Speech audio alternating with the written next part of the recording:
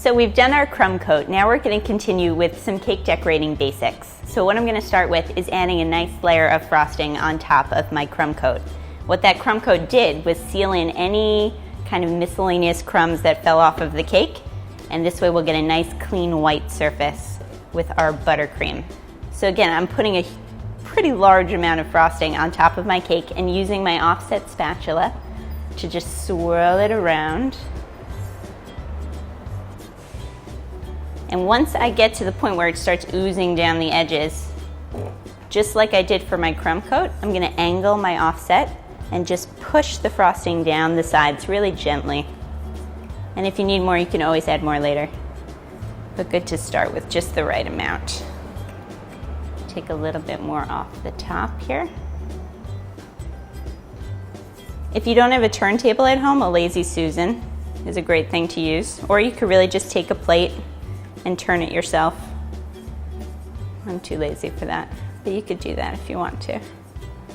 But you can see now my cake is completely covered with frosting.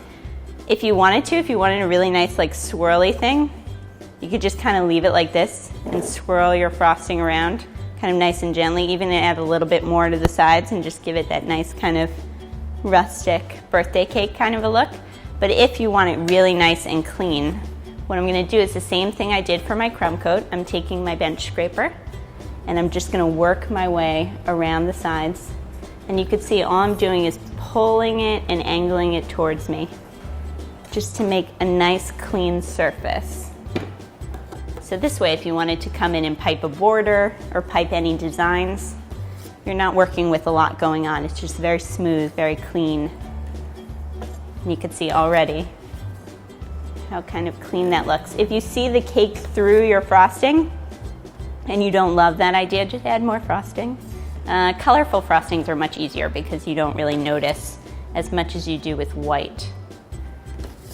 But I don't mind it. So you can see now I'm just working off of the top, and once I push the frosting around the sides, you can see it starts to sort of build up just a little. So I'm using that and just pulling it towards me. And that's making a really nice kind of clean surface all along the top. So same thing, just pull towards you, and I'm rotating the cake. If you see, you can see down at the bottom sometimes you'll just miss a couple of spots. Just smoosh it right around. Really easy. And don't feel like you really have to fuss. Remember, it's a cake.